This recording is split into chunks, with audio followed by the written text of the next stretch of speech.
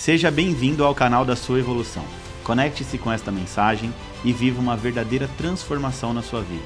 O Evolução Diária de hoje já vai começar. Olá, queridos, bem-vindos à Evolução Diária de hoje, sexta-feira, dia 24 de maio de 2024. Eu sou o pastor Vitor Santos e estou aqui para te ajudar no seu processo de evolução. Hoje nós vamos estudar o capítulo de número 16 do livro de Josué, mas como de praxe, como de costume, antes da gente entrar literalmente no nosso estudo de hoje, bem rapidinho eu quero te pedir para você curtir, comentar e compartilhar esse vídeo com seus amigos e familiares em nome de Jesus. Se o Evolução Diária tem sido bênção para você, curte, comenta e compartilha, porque isso é muito importante para o crescimento e desenvolvimento aqui do nosso canal, tá bom? Também quero aproveitar aqui a oportunidade para te fazer um convite muito especial.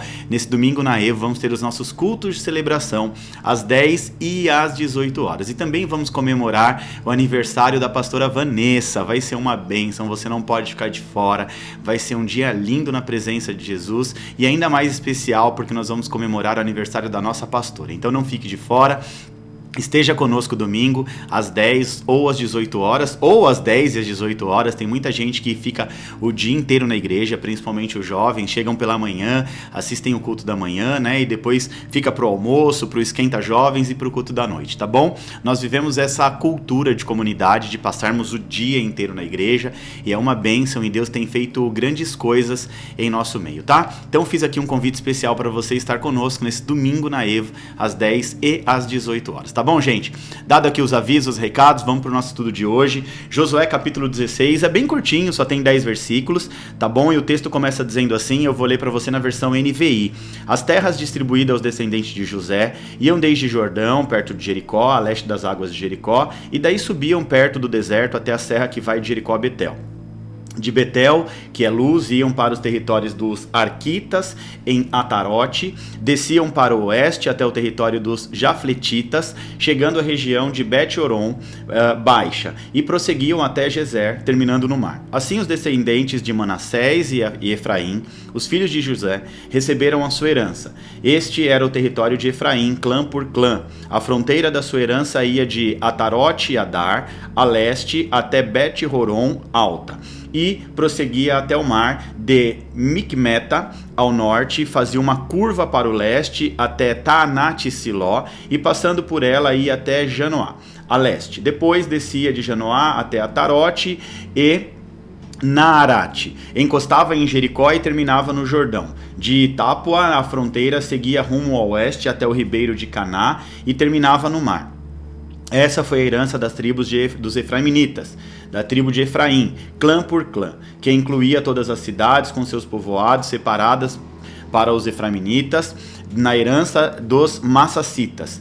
Os cananeus de Gezer não foram expulsos e até hoje vivem no meio de Efraim, mas são sujeitos a trabalhos forçados. Note aqui uma coisa muito interessante já nesse texto. Você vê que ele está falando aqui, o texto inteiro está narrando acerca da distribuição das terras para os filhos de José, os descendentes de José, Manassés e Efraim. Então ele está fazendo aqui toda uma distribuição, mas olha como ele termina o texto, né? Os cananeus, o povo pagão, né, de Gezer, não foram expulsos da terra e até hoje, né, até a época eles vivem no meio de Efraim, mas são sujeitos a trabalhos forçados, ou seja, se tornaram escravos. Agora, isso aqui, na verdade, vai dar o grande sentido do texto de hoje, tá? Vamos entender esse texto aqui em nome de Jesus. A primeira coisa que a gente precisa lembrar aqui é que nós estamos na segunda parte do livro de Josué. Lembra? Eu já te expliquei isso aqui nos capítulos anteriores. A primeira parte foi bem específica em relação à conquista da Terra Prometida. A primeira parte vai do capítulo 1 até o capítulo 12.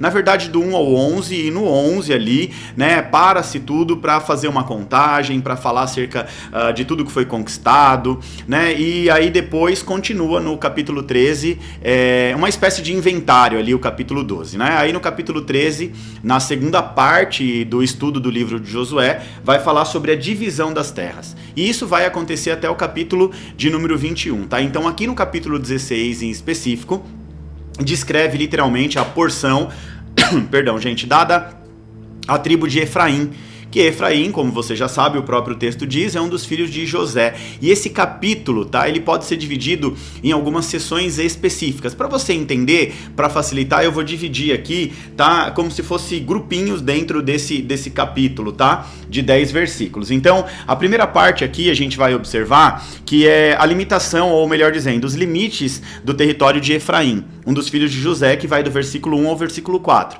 Então esse texto vai começar falando sobre a passagem, né, que começa detalhando os limites da herança dos filhos de José, que são Efraim e Manassés. O território de Efraim é descrito como começando lá no Jordão e abrangendo ali várias localidades e pontos geográficos muito importantes. Tá bom? A segunda parte específica desse capítulo tá no versículo 6 ao 9. Mais um grupinho aqui de versículos que formam uma parte bem específica que vai falar acerca das fronteiras de Efraim. Então a descrição continua com uma definição contínua, né? Uma descrição contínua, uma definição ainda mais específica das fronteiras do território de Efraim, incluindo cidades e marcos geográficos. Essas fronteiras detalham lá o lado oriental, ocidental e as cidades também situadas no meio do território, tá bom? Aí no verso 10 vai falar sobre a coabitação, ou melhor dizendo, a habitação, né, no território dos cananeus, ou seja, o território antes de ser habitado pelo povo hebreu era um território cananeu. Aí esse capítulo conclui mencionando que os efraimitas, né, eles não expulsaram os cananeus que habitavam em Gezer, e esses cananeus, eles continuam a viver nos meios dos israelitas. Agora, embora submetidos a trabalhos forçados, o capítulo em si vai destacar a importância de cada tribo receber a sua porção da terra, cumprindo a promessa feita por Deus a eles, aos patriarcas, né? Agora, também mostra alguns desafios aqui contínuos que os israelitas estavam enfrentando, tá? E um desses desafios era que eles precisavam ainda conquistar. A terra não foi toda conquistada até o capítulo 12. Eles conquistaram boa parte da terra, mas ainda tinha muita coisa para se conquistar, né? E eles acabaram falhando na missão, como a gente vai ver aqui no capítulo 16. Então eles têm que enfrentar ali essa dificuldade, né, de habitar na mesma cidade com outras populações, com outros povos, de outras religiões e tudo mais, tá bom? O que a gente pode trazer de prática para as nossas vidas aqui desse texto? Bom, vamos lá. Esse capítulo, ele vai narrar um erro muito grave do povo de Deus em relação à Terra Prometida. É isso mesmo, um erro gravíssimo que o povo de Deus comete, mais específico aqui a tribo de Efraim, um dos descendentes de José, o José do Egito, né, aquele que governou no Egito. A ordem de Deus era para que eles expulsassem todos os povos que habitavam na terra antes deles. Ou seja, entrou na terra e expulsa, faz habitação, não viva com esses povos. Daqui a pouco eu te explico por quê. O que Deus não queria, na verdade, era que o povo não se contaminasse com o paganismo, né, com a cultura desses povos pagãos. Então, eram povos idólatras e exerciam forte influência espiritual na vida de outros povos. E essa influência, certamente, em algum momento, seria péssimo, muito ruim para o povo hebreu mais adiante, no futuro. Então, eles já viveram no jugo dessas influências espirituais lá no Egito. Ou seja, foram 430 anos aproximadamente, né, debaixo de uma cultura religiosa de adoração a vários deuses, e tudo que Deus não queria era que o povo dele voltasse a viver nas mesmas condições. Então a regra era bem clara: vocês vão tomar conta da terra e vão expulsar todos os povos dessas terras que eu estou dando a vocês como herança. Então aqui o capítulo 16, em específico, né, vai falar acerca dos efraimitas que pecam e não cumprem a ordem dada por Deus, e por isso, certamente, mais adiante, acarretar em sérios prejuízos para esse povo, tá? Para essa tribo. Então, como lição de aplicação prática aqui, a gente pode observar que a obediência incompleta gera literalmente consequências desastrosas. Toda obediência incompleta, obediência pela metade, né? Uma obediência mais ou menos, é assim, eles obedeceram, mas não obedeceram. Foi uma coisa mais ou menos assim, mais ou menos, né? Eles viviam ali, eles estavam ouvindo a voz de Deus, mas não estavam obedecendo a voz de Deus por completo, né? Eles não expulsam aqueles povos e tratam como escravos, mas a ordem de Deus é: tire esse povo do meio de vocês. Então a falha da tribo de Efraim em expulsar os cananeus de forma total, né, completa, mostra que a obediência parcial pode levar o povo de Deus a consequências negativas a longo prazo.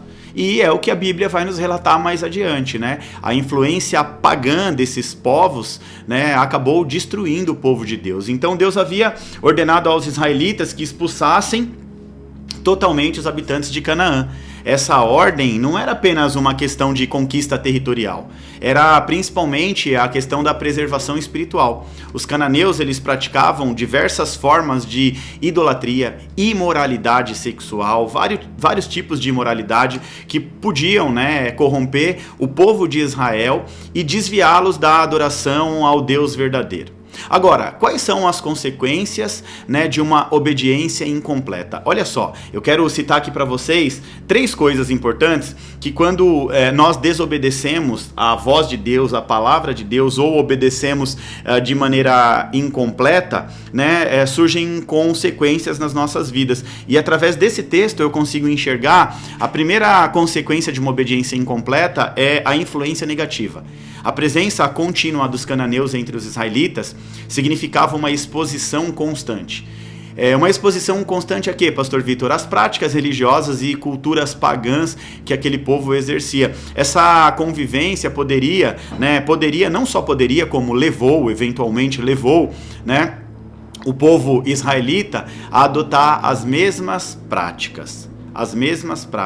A gente vai ver mais adiante, né, esse paganismo entrando muito forte no coração do povo de Deus e gerando ali, né, deixando o coração do povo dividido, né? O povo se divide entre deuses cananeus e o Deus de Israel, né? Então isso compromete a fidelidade a Deus. Então, uma influência negativa é que esse povo mais adiante iria influenciar a fidelidade a Deus. Gente, uma coisa é importante salientar. Esse livro de Josué, num primeiro momento, ele assusta, porque a gente vê que várias batalhas militares, guerras, muitas mortes, né? E muitos ateus, eles se apegam ao livro de Josué para distorcer a imagem de Deus. Agora, a grande verdade é que muita gente não entende isso que eu vou te falar agora, né? A gente olha a situação muito pelos fatos e não pela a sua completude, né? E nós precisamos olhar as coisas de uma maneira mais completa. Se for analisar fatos, talvez, né, fique essa visão assim, nossa, mas por que tudo isso? Por que tanta guerra? Por que tanta morte?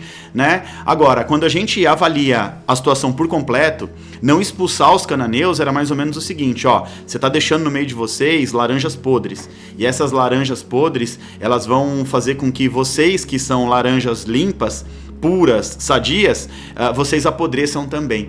Então, Deus, ele enxerga mais adiante. Nós, seres humanos, a gente não tem condição de enxergar o futuro, né? É claro que eu sempre digo nas minhas ministrações que a forma como a gente se porta, de acordo com a palavra de Deus, a gente consegue enxergar um pouco mais adiante. Aquilo que a gente planta é o que a gente colhe. Então, a gente sabe que através das nossas atitudes no dia a dia, a gente consegue enxergar aquilo que provavelmente deve acontecer no futuro, ok? Então, aqui era Deus querendo preservar o povo. Então, avaliando os fatos é uma situação. Agora, avaliando por completo, a gente enxerga uma outra situação totalmente diferente. Então, iria ali comprometer, né? Essa influência negativa do povo iria comprometer a fidelidade do povo de Deus para com o seu próprio Deus, tá bom? Outra coisa que a gente enxerga aqui também nesse texto é o comprometimento da missão.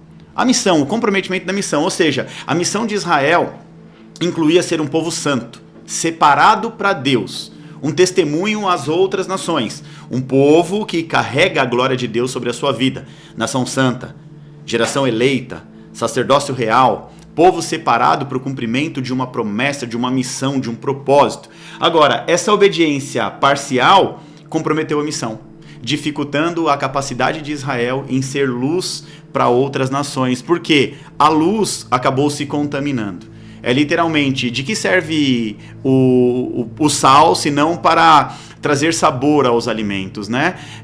O sal não estava trazendo sabor, a luz não estava iluminando. A luz acabou se deixando apagar pela escuridão de religiões pagãs, de uma espiritualidade pagã, tá bom? Outra coisa que a gente enxerga também aqui é que essa obediência parcial, ela gera consequências também a longo prazo. Então, historicamente, A falha aqui do povo hebreu em expulsar os cananeus de maneira completa levou a vários conflitos recorrentes, alianças desastrosas, ciclos de opressão e libertação, conforme registrado no livro de Juízes. Juízes vai falar mais adiante por conta de que nós vamos estudar o livro de Juízes, né? Não sei em que momento, mas nós vamos estudar. Então vai falar literalmente que o povo de Deus ele acabou sendo oprimido por essas outras nações por conta dessa espiritualidade pagã, desse paganismo, dessa idolatria, dessa imoralidade. Isso fez com que Deus tirasse a mão, né? Essa obediência incompleta, mais adiante vai fazer com que Deus tire a mão que abençoa o povo por conta da desobediência, ou seja, obediência incompleta é o mesmo que desobediência, tá? E tem outros textos históricos também do Antigo Testamento que fala muito a respeito da consequência a longo prazo, né? Da questão em obedecer de forma parcial. Eu preciso que você entenda uma coisa: obediência incompleta leva à infidelidade com Deus, tira o foco da sua missão e do seu propósito e ainda gera para a sua vida uma série de consequências desastrosas. Se eu puder te dar uma instrução aqui hoje escolha ser obediente em tudo.